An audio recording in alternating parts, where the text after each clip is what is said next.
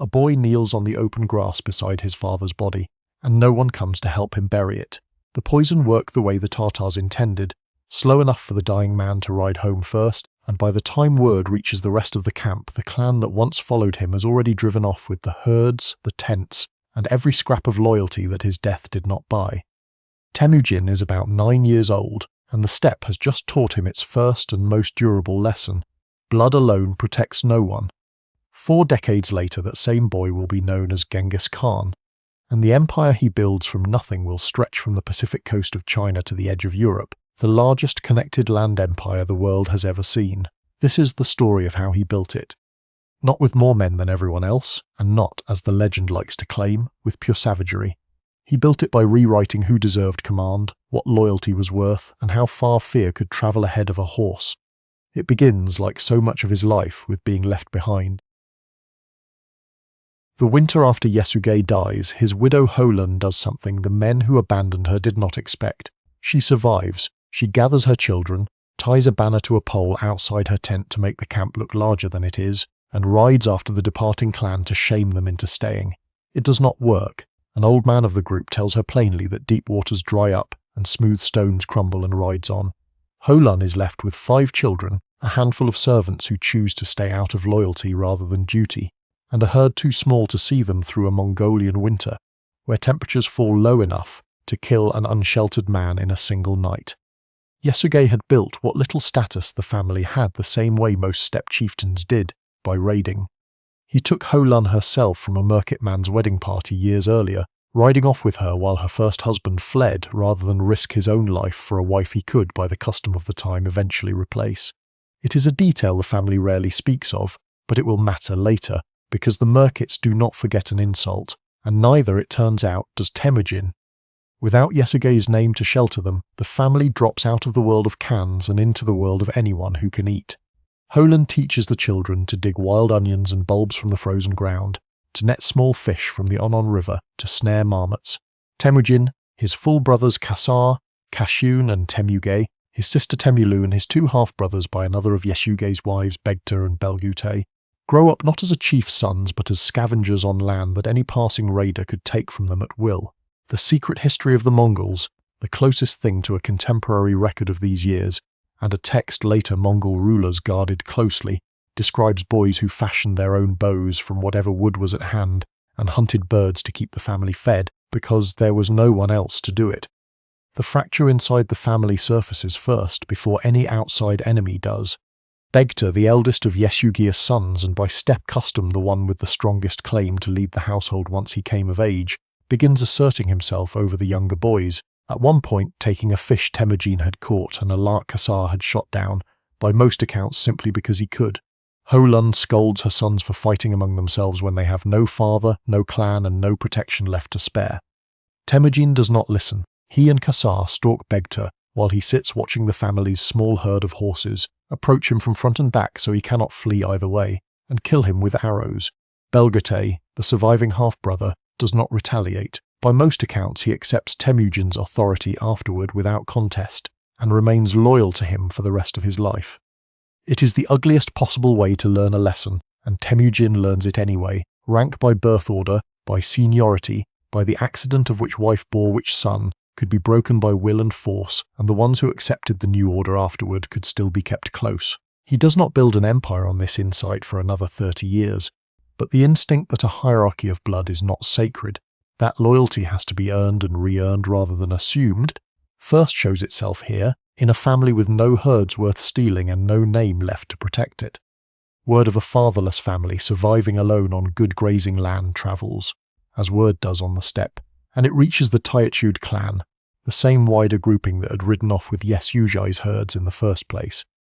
A young man with no protector and a growing reputation for stubbornness is not someone they want left free to grow into a rival. They ride out to take him. The Taichud take Temujin by surprise at a camp with nowhere to run, and rather than kill him outright, they choose the steppe's preferred method of controlling a dangerous young man. Humiliation designed to last. They lock a wooden kang, a heavy hinged collar, around his neck and pass him from household to household as a kind of trophy captive, a former chief's son reduced to eating from whichever family currently holds his leash. He wears the yoke for what the sources suggest may have been weeks. He escapes in the middle of the night, according to the secret history, by striking a guard with the Kang itself and wading into the Onon River, submerging himself among the reeds with only his face above the waterline, while search parties pass along the bank close enough to hear. One man in the search party, Shira, spots him, says nothing, and later hides him under a cart loaded with wool when the search resumes at his own household. The first of many moments in Temujin's life where a single person's private choice to break with his own clan's interest changes everything that follows. Shira eventually helps him get a horse and supplies and sends him home. Years afterward, when Temujin has power to give, he remembers exactly who helped him and elevates Shira's family above men with far older claims on him. Back with his mother and brothers, Temujin begins to rebuild slowly, the way a man with nothing does, a handful of horses, an alliance with a family friend of his father's named Bogorchu, who leaves his own herd to join him with nothing but a spare horse and the clothes on his back. Around this time, Temujin travels to collect on a betrothal his father had arranged years earlier to a girl named Borte from the Ongirat clan and marries her. Borte brings a modest dowry with her, including a black sable coat, and by most accounts the marriage is, unusually for the period and the arrangement, a genuine partnership. She will remain his principal wife and closest political confidant for the rest of his life, and several of his most consequential heirs are born to her. The marriage does not stay a private matter for long.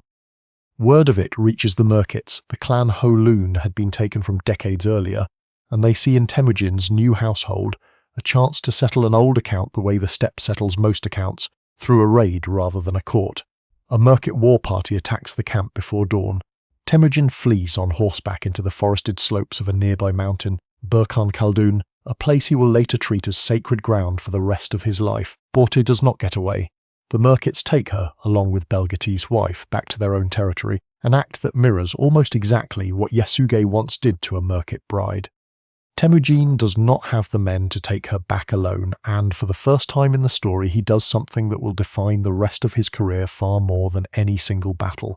Rather than accept the loss or attempt a hopeless raid by himself, he goes looking for allies powerful enough to make the difference and asks for help. He rides first to Togrul, Khan of the Kerat Confederation, and a man who had once sworn a bond of loyalty with Yasuge, invoking that old debt directly. Togrul agrees to commit a large force. Temujin also sends word to a childhood friend, a young man of the Jadaran clan named Jamuka, with whom he had sworn a blood brotherhood, an Anda bond, twice already as a boy, exchanging gifts and vowing loyalty in the way steppe boys sometimes did to bind themselves to each other outside of clan lines entirely. Both men answer. It is the first time Temujin commands, even nominally, a force larger than his own family, and the first time the pattern that will define his rise reveals itself. He is a man other men choose to ride for, once given the chance. The combined force that rides against the Merkits is, by the standards of the fragmented steppe in this period, a serious army. Togrul's Karites, Jamukas Yadarans, and Temujin's own small following, moving together under an agreed plan rather than the usual pattern of clans raiding independently and dividing whatever they happen to find. They fall on the Merkit camps at night, scattering the defenders before most of them can mount a horse, and Temujin rides through the confusion calling Borte's name until she hears him and runs to his horse. He finds her. The campaign counts as a total success by the standards either side would have recognized at the time. Borte gives birth to a son not long afterward, a boy named Jochi, whose name is sometimes said to carry the sense of guest, an acknowledgement, never resolved and never openly discussed within the family, that the timing leaves his paternity genuinely uncertain to everyone including, by most accounts, Temujin himself.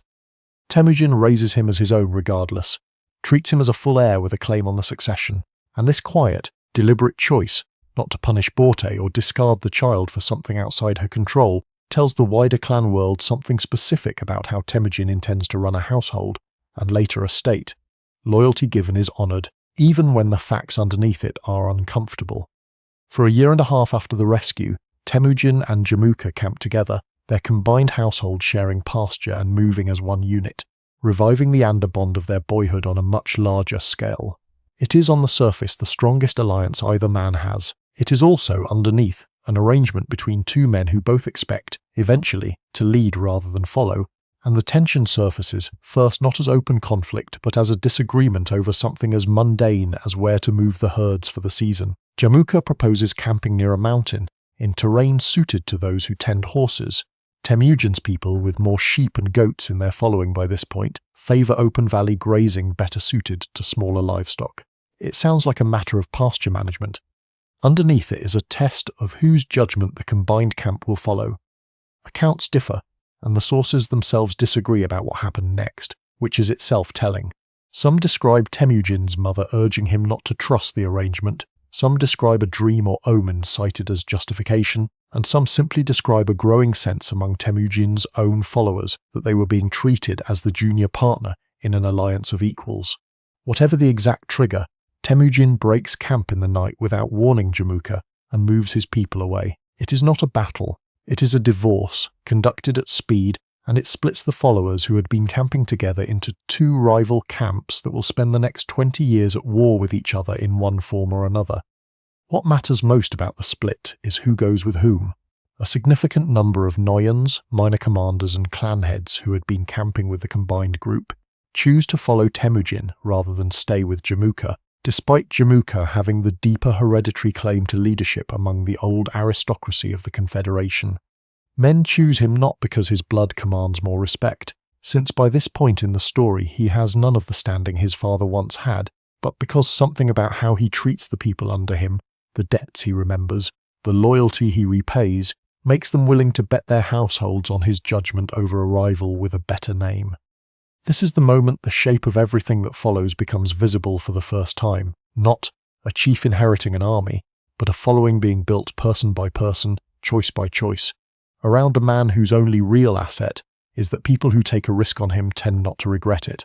The rivalry that begins here will not resolve for 2 more decades, and it will end with only one of the 2 men still alive. The men and families who chose Temujin over Jamukha need, almost immediately, a way to think about what they have actually joined, because a following built on personal loyalty rather than blood inheritance has no obvious precedent on the steppe, no established word for what it is. The secret history preserves the image the clan elders reached for to explain it to themselves and to their children. A single arrow held by a boy snaps easily in his hands. A bundle of many arrows tied together will not break no matter how hard he tries. A confederation of clans that stays bound together, rather than each pursuing its own raid and its own grudge, becomes something no rival clan, however fierce, can break by force. It is a lesson every steppe parent already taught their sons in one form or another.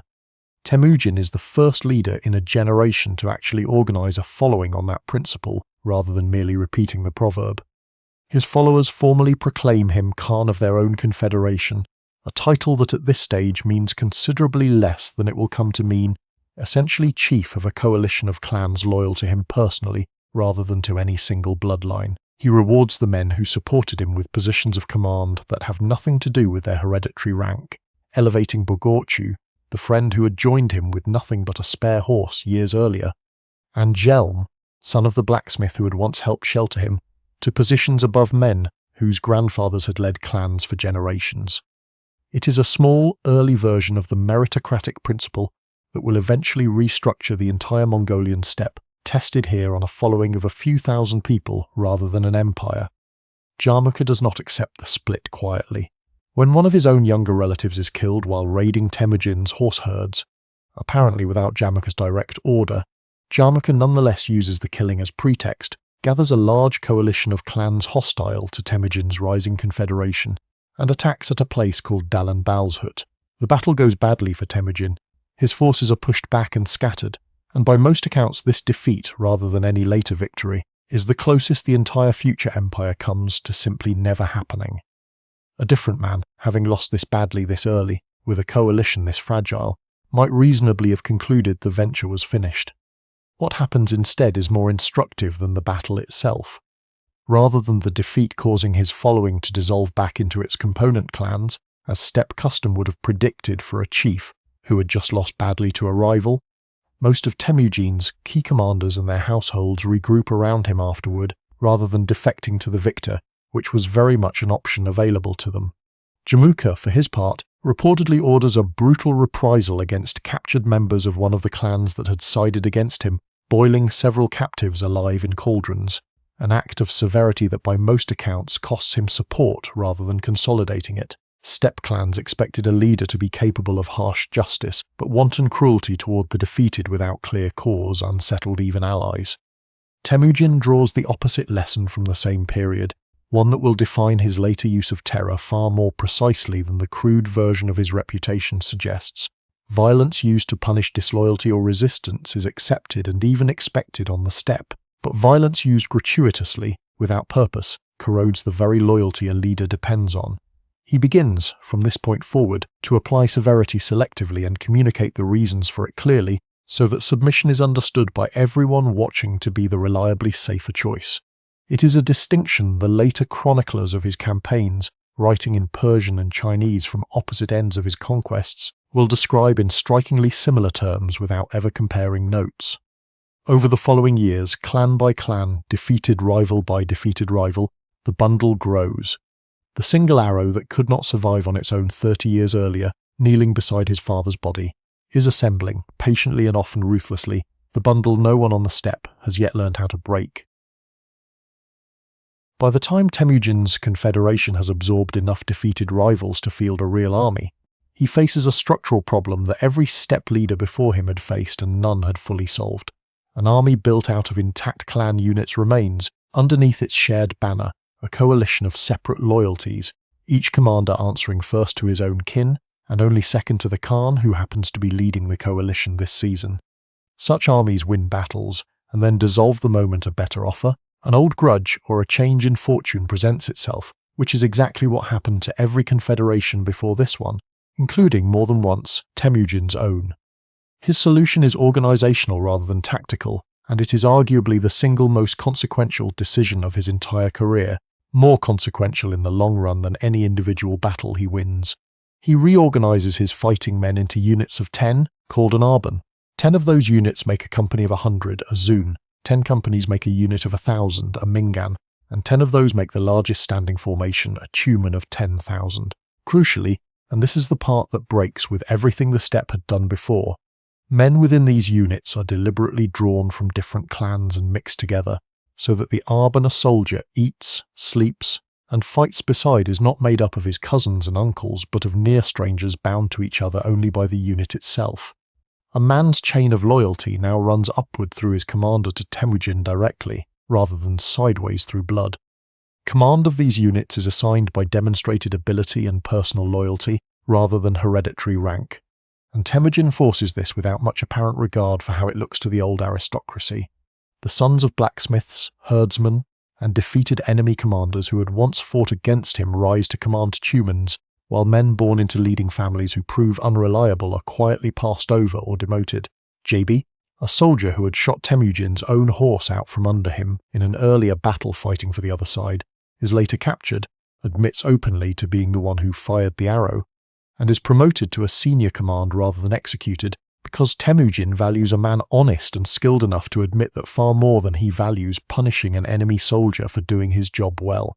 It becomes, within his own following, a well-understood incentive. Skill and honesty carry a man further under this Khan than birth ever will. Alongside the military reorganization, Temujin creates a personal guard, the Keshig, drawn from the sons of commanders and allied nobility across the Confederation, who serve him directly at his own camp. The arrangement functions as both an honor and, more quietly, a form of insurance.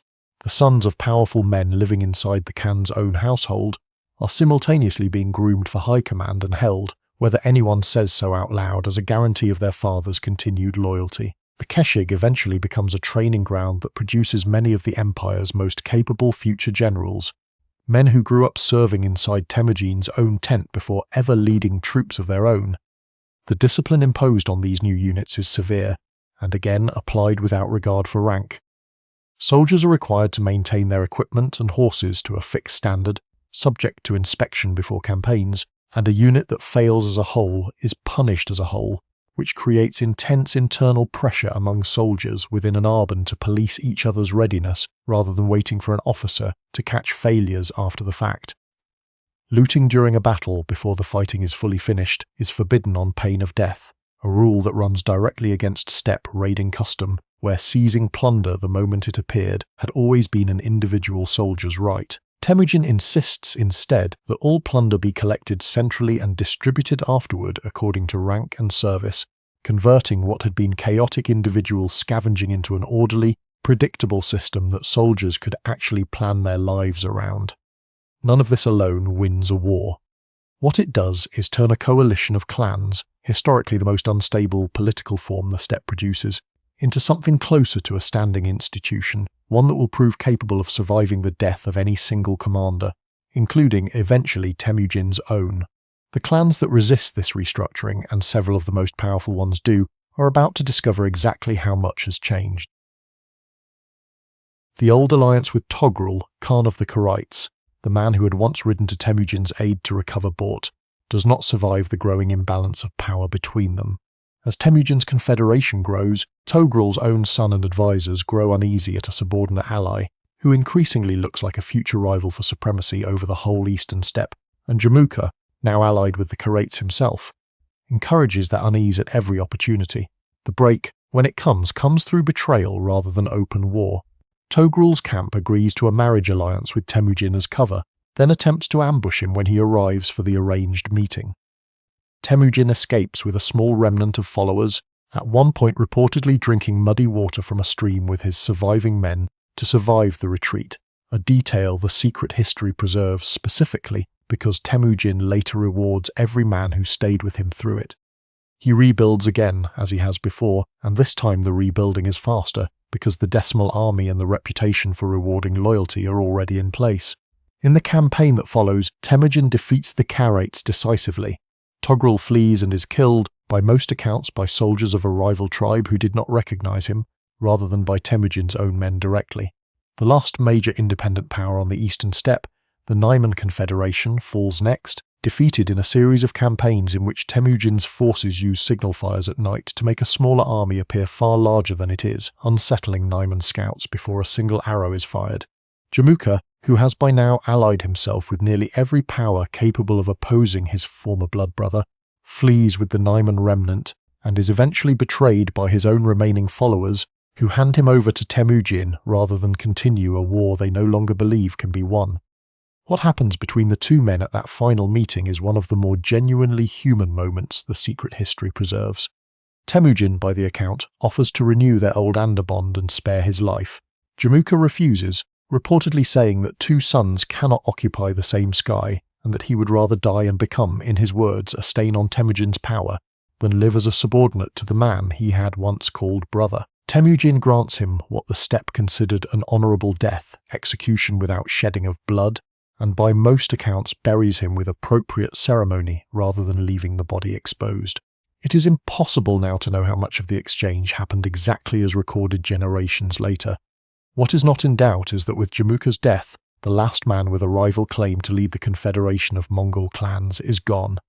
In the spring of the year 1206, the surviving clan leaders, commanders, and shamans of the united Mongolian steppe gather at a Kurultai, a formal assembly convened specifically to confirm a supreme ruler on the upper reaches of the Onon River, near the mountain where a much younger Temujin once hid from Merkit raiders.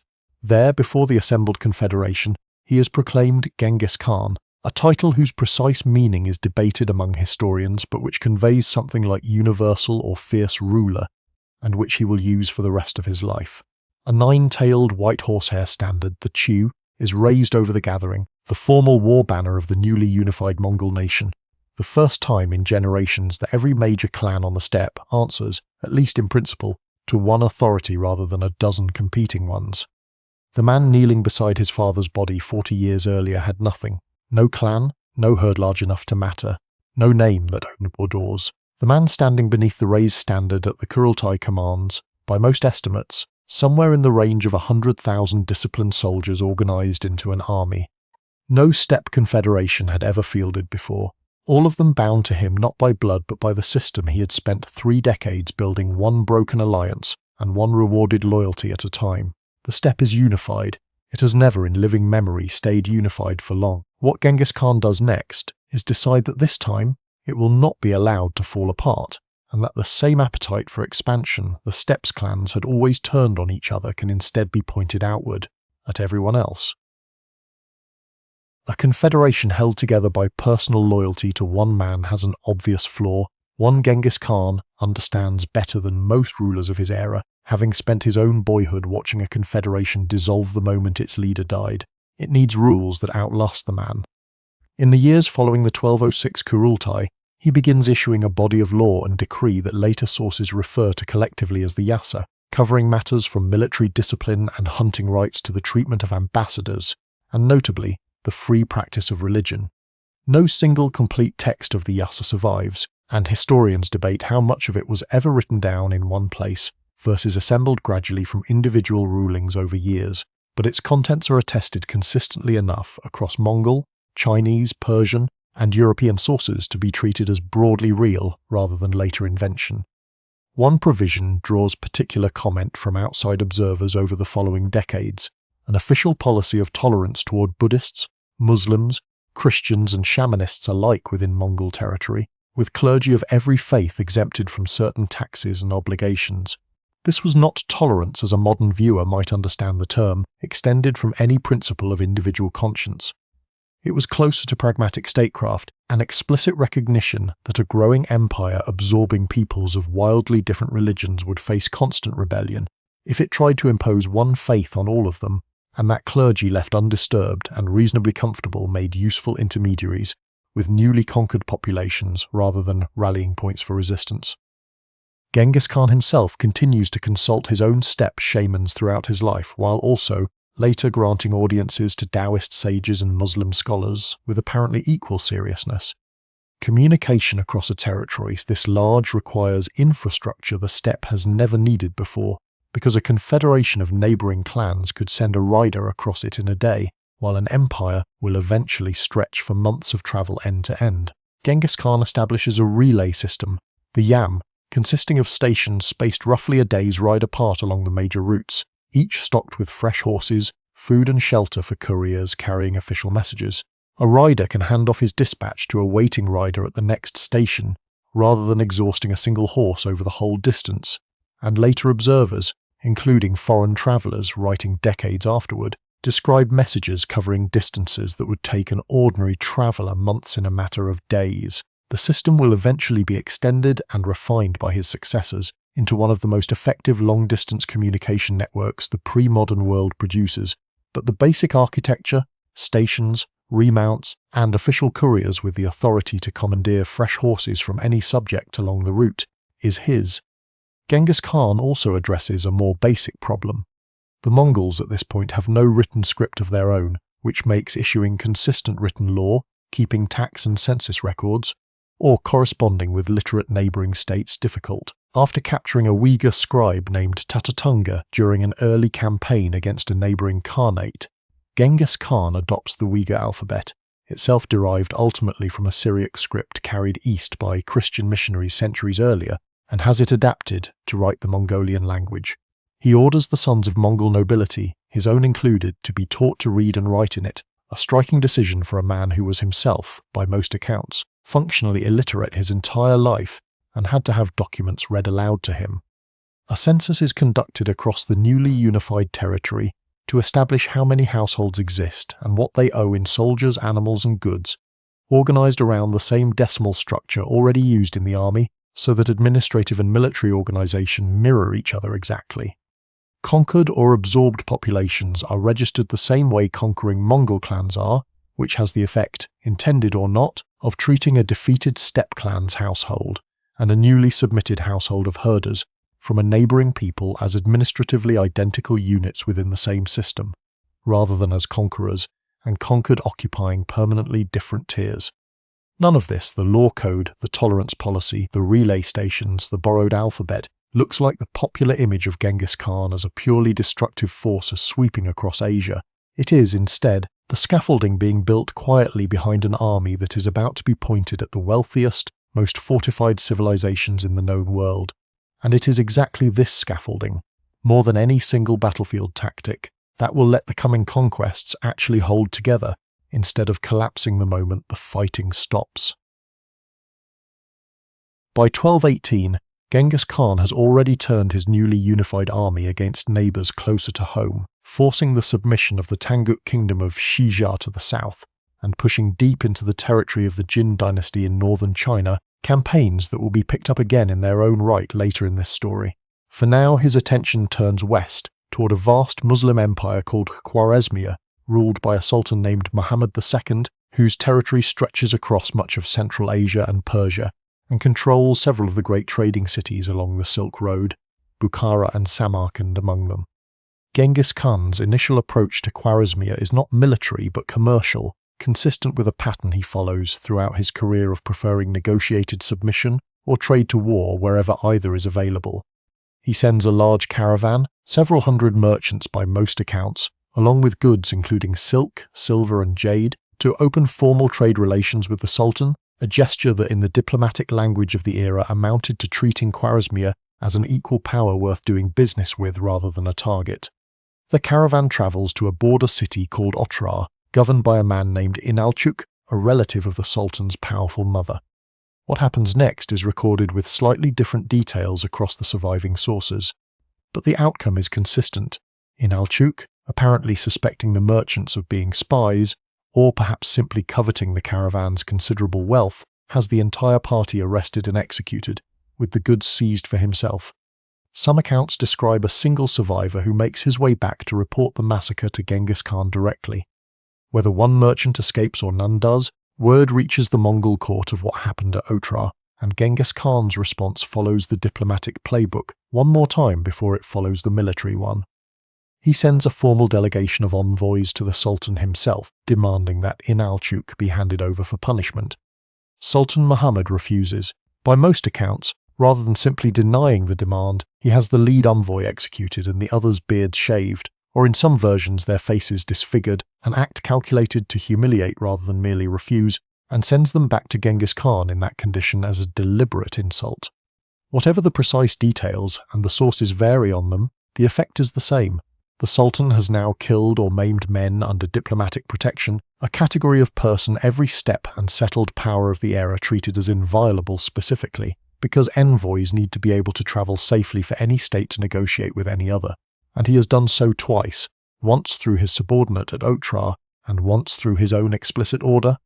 Historians are generally confident that Genghis Khan intended to expand west into Khwarezmian territory, eventually regardless of how this particular incident unfolded, given the wealth of the region's trading cities and the Mongol pattern of steady outward expansion already visible in the campaigns against Xi Xia and the Jin.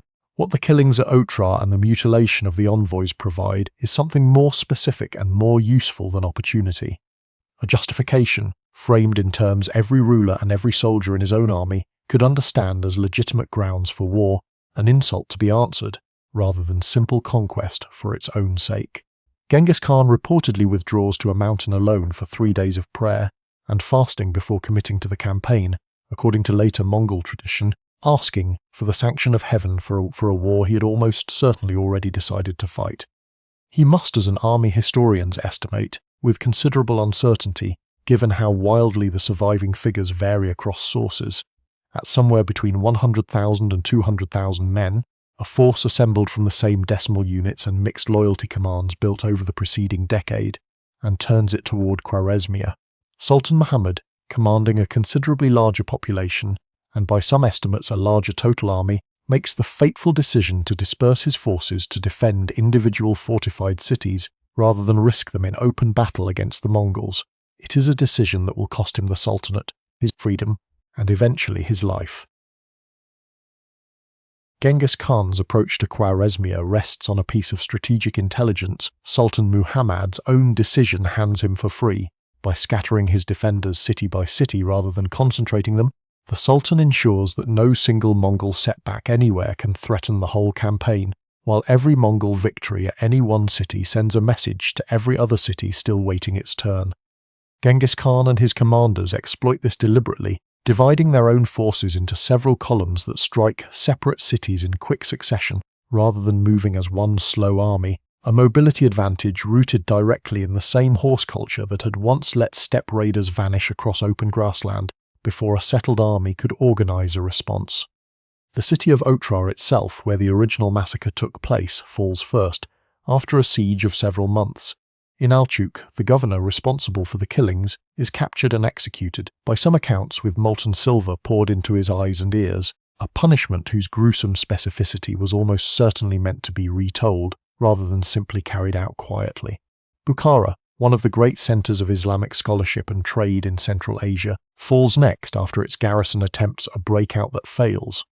Genghis Khan reportedly rides into the city's great mosque himself, and, addressing the assembled population, declares that he is the punishment of God sent for their sins, a line preserved by the Persian historian Juvaini, who lived through the Mongol conquest of the region, and whose chronicle, while hostile, is treated by modern historians as broadly reliable on major events, even where it clearly reflects the trauma of an eyewitness to catastrophe.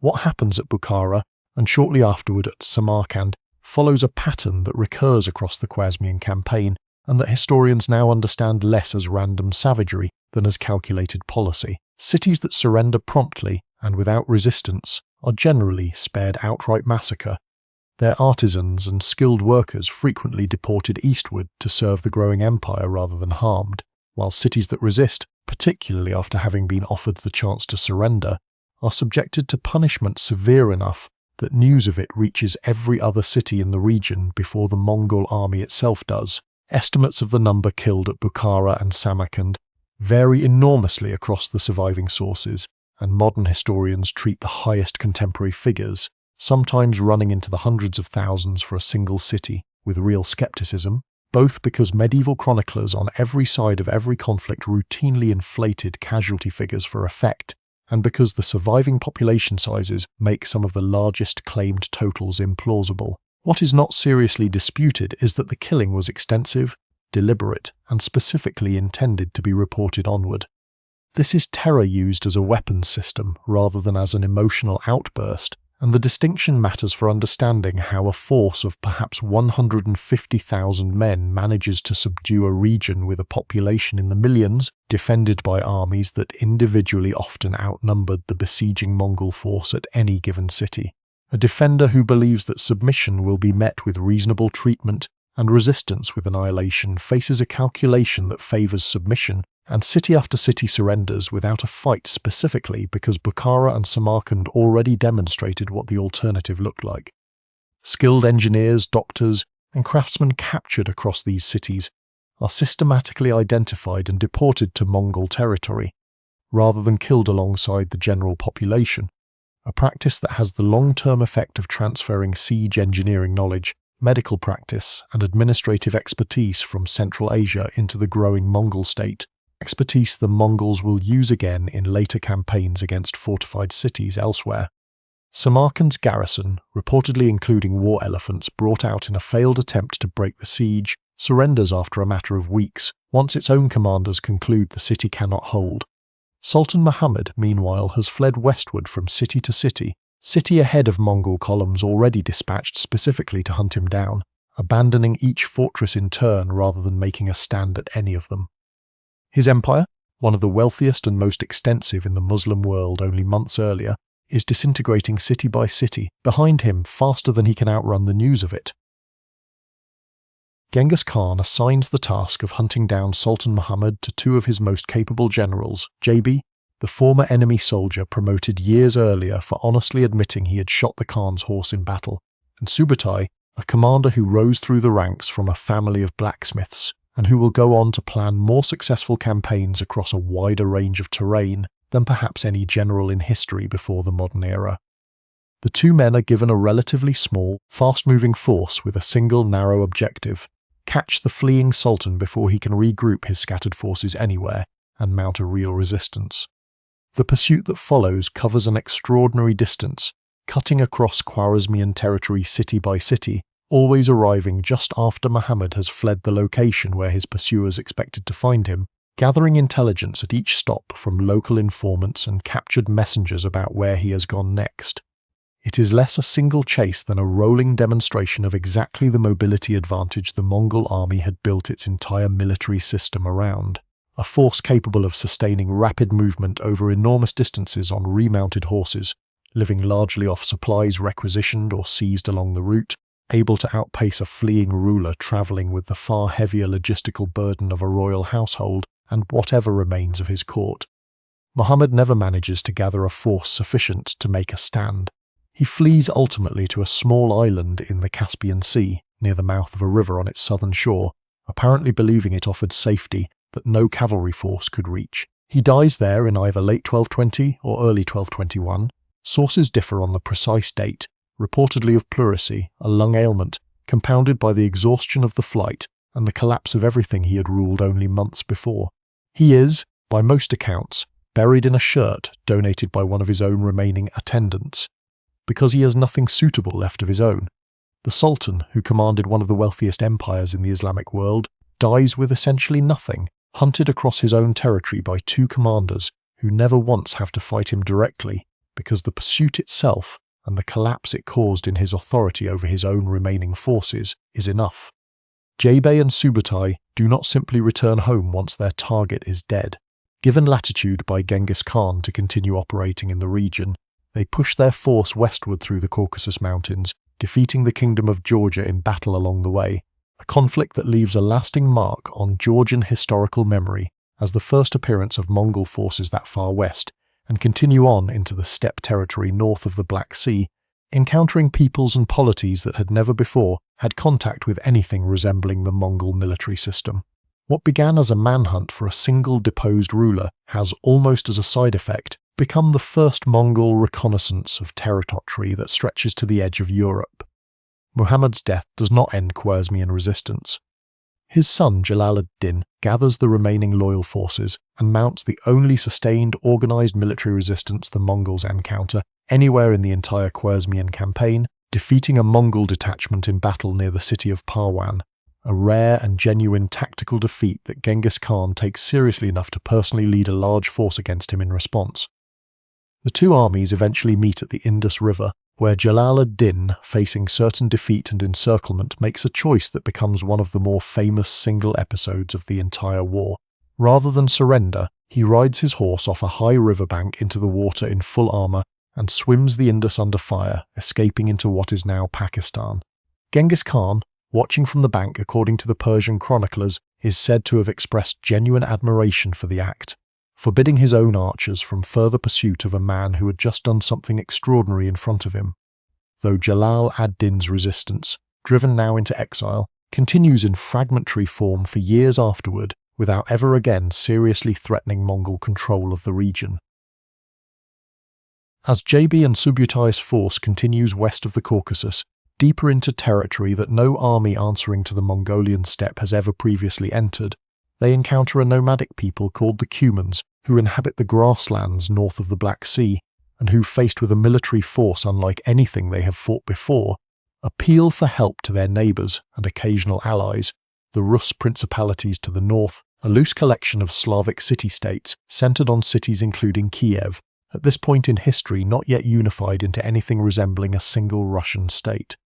A coalition of Rus princes, gathering forces from several of the principalities and hosting a large council of war at Kiev, agrees to join the Cumans against this unfamiliar threat from the east, a decision made easier by genuinely alarming reports of the destruction the Mongols had left behind them through Khwarezmia and the Caucasus, carried west by refugees and traders faster than any organised military intelligence could confirm or deny it. Before committing to battle, the Mongols, following their established diplomatic custom, send envoys to the Rus princes proposing peace and framing the conflict as one that concerns the Cumans rather than the Rus at all. The Rus princes execute the envoys, an act that, exactly as it had with Sultan Muhammad's court in Khwarezmia, removes any remaining incentive for the Mongol commanders to show restraint. What follows is widely regarded by modern historians as a masterpiece of deliberate deception on Subutai's part, a preview of the operational sophistication he will bring to much larger campaigns later in his career. The combined Mongol and Cuman force meets the Rus coalition, and after an initial clash, the Mongols begin what appears to the Rus commanders to be a disorganised retreat, withdrawing steadily eastward over a period the sources describe as lasting more than a week. The Rus princes, sensing an enemy in full flight and eager to press the advantage before it evaporates, pursue at speed, their forces gradually stretching out and losing cohesion over the days of pursuit as different princes' contingents advance at different rates. exactly the kind of gap a discipline-pursuing force ordinarily should not allow to develop. The retreat, of course, is not a retreat at all. It ends at the Khalkha River, where Subutai has drawn the now scattered and exhausted Rus forces into terrain and a formation of his own choosing, and the Mongol force turns and attacks a coalition that has, over more than a week of pursuit, lost the unified command structure it started with.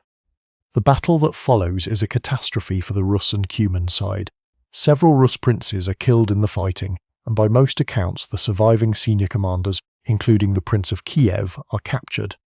What happens to them afterward varies across accounts, with some sources describing the Mongols suffocating captured princes beneath a wooden platform, on which the victorious commanders then held a celebratory feast, a detail impossible to verify with full confidence but consistent with the broader pattern of Mongol commanders staging highly visible, deliberately memorable punishments for enemies who had killed their envoys.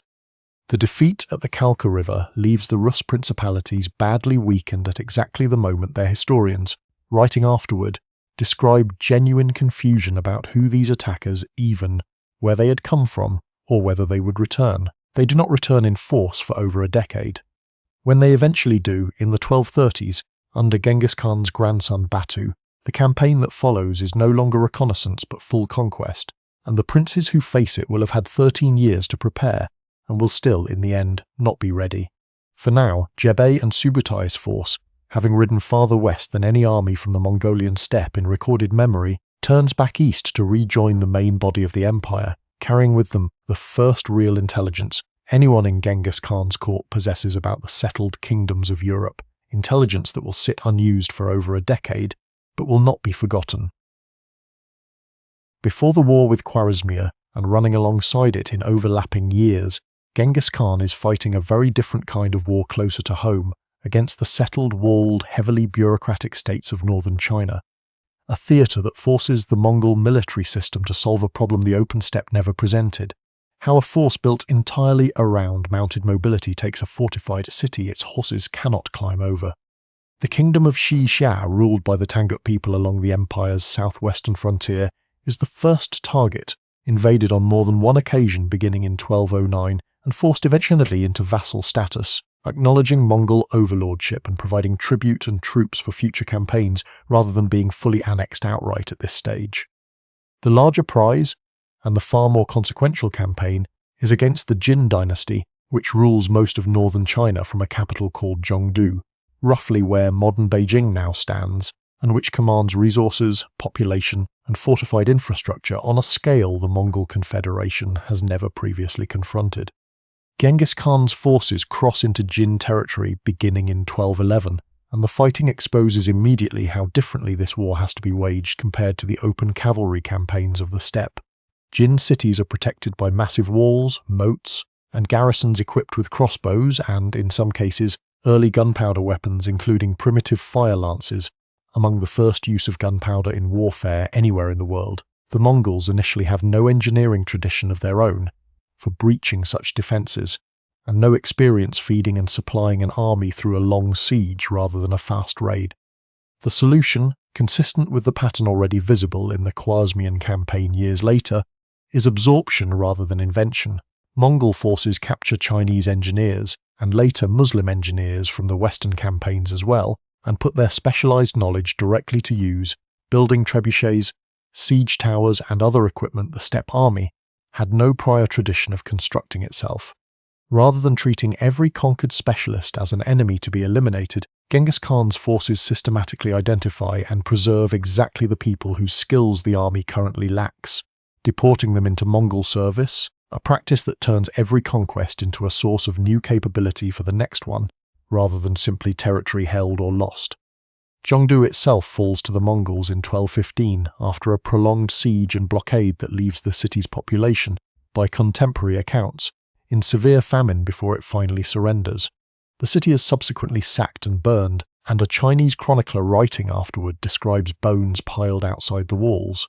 Though, as with most casualty accounts from this period, modern historians treat the most extreme numbers with caution.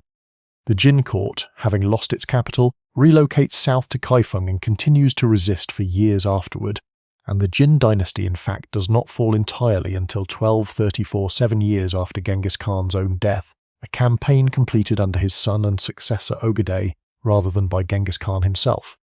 What the Jin and Xi Xia campaigns establish, well before the more famous conquests of Khwarezmia and beyond, is that the Mongol military system built for open steppe warfare can adapt through absorption of foreign expertise rather than through any inherent Mongol tradition of engineering, to break even the most heavily fortified settled civilizations of the era. The army that later takes Bukhara and Samarkand is not simply a larger version of the army that once fought Tartars and Merkits on open grassland.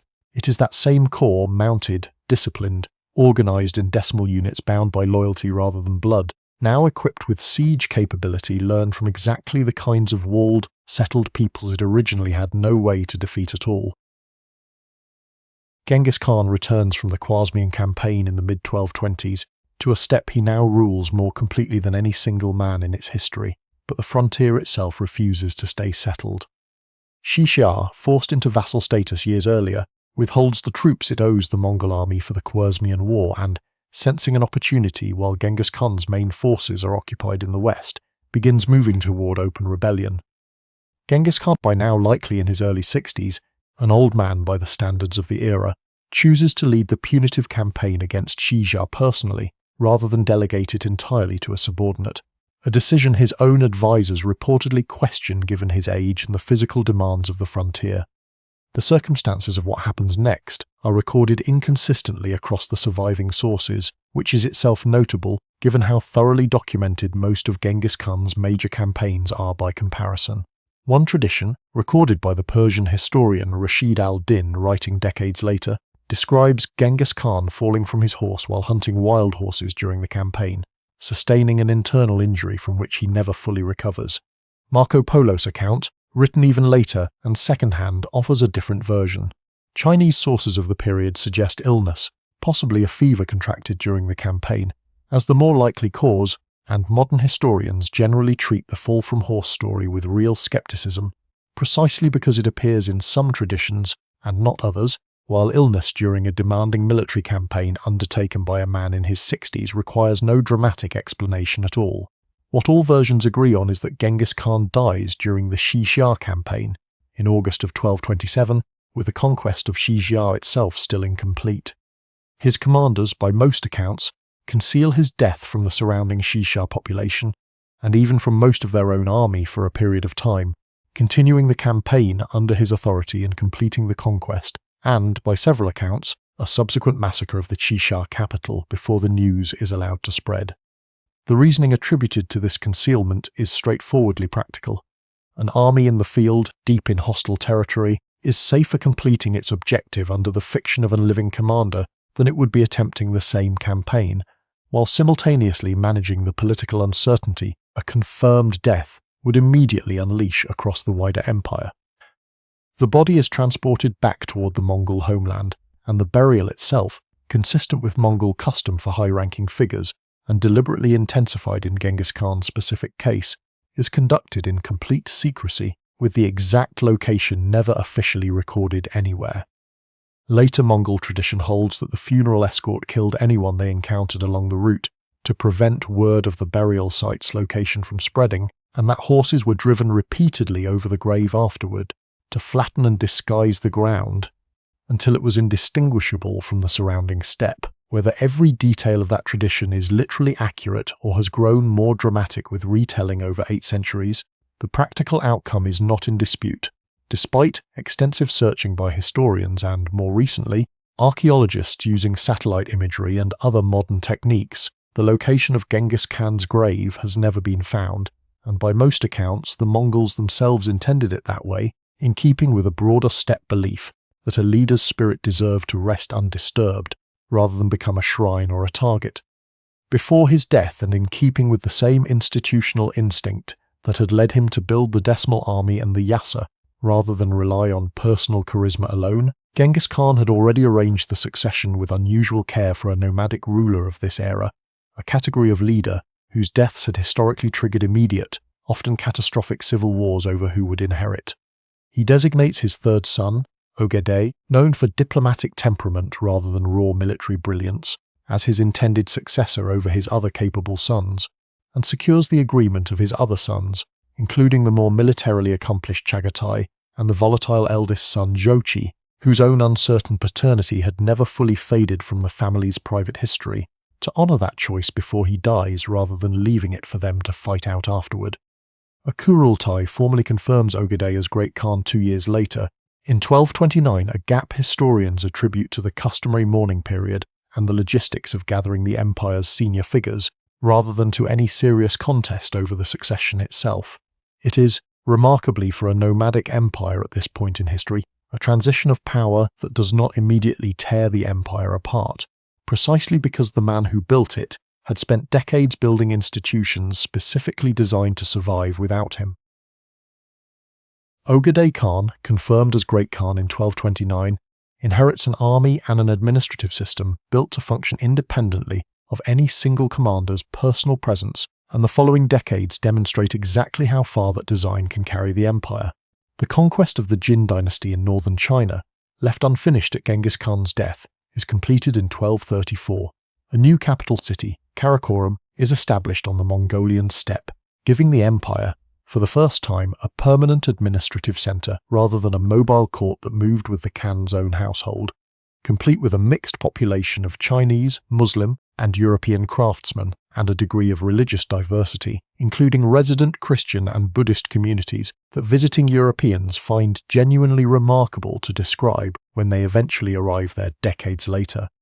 The Western campaign that JB and Subutai's reconnaissance had scouted more than a decade earlier finally resumes in force under Batu, a grandson of Genghis Khan, with Subutai himself, now an old man by the standards of the era, but still the empire's most capable field commander, serving as the campaign's chief strategist.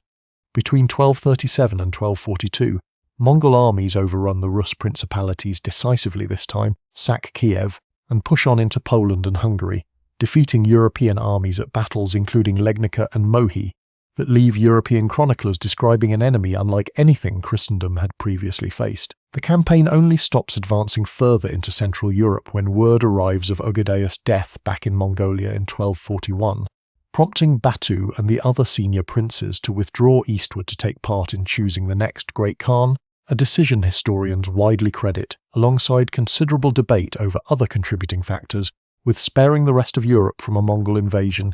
It had shown no capacity to stop by force. At its territorial peak, reached within roughly 2 generations of Genghis Khan's death, the Mongol Empire covers something in the range of 9 million square miles, stretching from the Sea of Japan to the eastern edge of Europe, and is generally recognized by historians as the largest contiguous land empire in recorded history, larger in unbroken territory than the Roman, British, or any other empire that achieved comparable size primarily through overseas rather than adjoining conquest. Along the trade routes this vast connected territory now spans, a period of relative security for merchants and travellers develops that later historians label the Pax Mongolica, a Mongol peace, during which goods, technologies, and diseases alike move across Eurasia, with a speed and volume the region had not previously seen, carrying Chinese silk and gunpowder technology west, and eventually, by most historians' assessment, carrying the bacterium responsible for the Black Death west as well, along the same roads that had carried silver and silk. The same family structure that had allowed the succession to pass from Genghis Khan to Ogedei, without civil war, eventually produces the opposite outcome, as the empire grows too large for any single Great Khan in Karakorum to administer directly, and as rival grandsons, each commanding forces in a different theatre of the empire, develop interests increasingly distinct from and eventually opposed to each other. By the 1260s, the empire has effectively split into 4 separate khanates: the Yuan dynasty in China, eventually ruled by Genghis Khan's grandson Kublai, the Chagatai Khanate across Central Asia, the Ilkhanate in Persia and the Middle East, and the Golden Horde across the Rus territories and the Western Steppe. These khanates continue to acknowledge, with declining sincerity over time, a nominal shared Mongol identity and occasionally cooperate, but they also fight each other directly on, more than one occasion, the bundle of arrows that had once been bound so deliberately against outside enemies, gradually loosening back along the family lines it had been built specifically to override. Each khanate, in its own territory, blends increasingly with the settled populations it rules. The Yuan rulers in China adopt Chinese administrative custom and eventually Buddhist patronage on a large scale. The Ilkhanate's rulers convert to Islam within a few generations, the same religion whose most celebrated cities their great-grandfathers' armies had once burned. The Golden Horde's rulers likewise adopt Islam and rule the Rus principalities as tribute-paying vassals for well over 2 centuries. The empire that began as one man's answer to being abandoned on the open steppe has, within 3 generations, become several different empires, each recognizably descended from his system of organization and still nominally honoring his bloodline, but each also increasingly indistinguishable in language, religion, and administration from the very civilizations it originally conquered. Nearly 8 centuries after a boy knelt beside his father's body on the banks of the Onon River with no clan left to protect him, the outline of what he built is still visible in ways that have nothing to do with any surviving Mongol state at all. A widely cited genetic study published in 2003 identified a Y chromosome lineage shared by a striking proportion of men across a broad swath of Asia, from Manchuria to Central Asia, a pattern the researchers themselves attributed, with appropriate scientific caution, to descent from a single male line originating around the right time and placed to plausibly be Genghis Khan or a close relative, spread through the sheer scale of the conquests and the practice, well attested in the historical record, of Mongol rulers taking multiple wives and concubines from among the populations they conquered. Geneticists have since debated the precise strength of the link to Genghis Khan specifically, and the finding is best understood as evidence of a single successful lineage's extraordinary demographic reach during this period, rather than a confirmed identification of one man's exact descendants. The demographic legacy on the other side of the ledger is far darker and considerably harder to pin down with any precision. Some historians, extrapolating from population records in conquered regions before and after the Mongol campaigns, have suggested death tolls across the full range of the conquests, from Central Asia through Persia and into China, that reach into the tens of millions when direct killing, famine, and the disruption of agricultural and irrigation systems are all accounted for together. Other historians regard the highest of these estimates as considerably overstated, given the unreliable nature of medieval population figures on every side. What is not seriously contested is that entire regions, Khwarezmia's great trading cities prominent among them, took generations to recover their pre-conquest population and economic standing, if they ever fully did at all. The institutions built to hold the conquest together outlast the conquest's most violent phase by centuries. The postal relay system Genghis Khan established, refined by his successors, becomes a model later empires across Asia study and partially imitate. The relative safety of overland trade across a connected Mongol-controlled Eurasia, even as that connection frayed into separate khanates, keeps the exchange of goods, craftsmen and ideas between China, Persia, and Europe flowing more easily than at almost any earlier point in recorded history. A genuine, well-documented instance of an empire built substantially through violence, nonetheless leaving behind infrastructure that increased peaceful exchange across the world it had conquered. The secret history of the Mongols, the text preserving so much of what we know about the boy who killed his half-brother over a fish and a lark, was itself written and guarded closely by the Mongol court for generations, only surviving into the modern era through Chinese transliterations of its Mongolian text and its account of Genghis Khan's early life, precisely because it does not flatter him, is treated by most historians today as a genuinely valuable if incomplete window into a childhood that official later chronicles, written for rulers eager for a more heroic founding story, tended to smooth over. The uncomfortable human details it preserves, the abandonment, the killing of Begta, the muddy water drunk in retreat, the offer of an old bond refused by a dying blood brother, are exactly the details that make the man legible 8 centuries later as something other than a myth. The 9-tailed white standard raised over the Kurultai in 1206 is said to have been kept and venerated by the Mongol court for generations afterward as a sacred object in its own right, a physical relic of the moment the bundle first held. The felt walja, meanwhile, the same structure that sheltered a fatherless family through a Mongolian winter with nothing but wild onions and netted fish, remains in modified form the standard dwelling across the Mongolian steppe today, its door still conventionally facing south as it always has, a small continuity running underneath every larger one this story has traced. A single arrow, alone, still snaps easily in the hand. It is worth remembering closing this account of the man who built the bundle that the lesson was never really about arrows at all. In the end, there is no grave to visit. Somewhere on the grass of his homeland, riders trample the ground flat over an unmarked spot, and the location dies with the last man who knew it, exactly as he ordered. The empire he built keeps moving without him, the way he built it to, west to the Adriatic, and east to the Sea of Japan, carried by commanders trained to obey a system rather than a bloodline. In time, that system will do what every empire's foundation eventually does. It will hold the whole together for 100 years of open roads and safe caravans, and then it will splinter along the same family lines it once subordinated to merit. The bundle breaks back down into arrows. But the roads it opened stay open long after the canates that built them are gone, carrying paper money, gunpowder, and the plague in both directions across a continent that had never moved so fast. Somewhere on the Onon River, if you knew exactly where to look, the grass has long since grown back over a boy who was left for the wolves and decided in the years that followed that he would never be left again.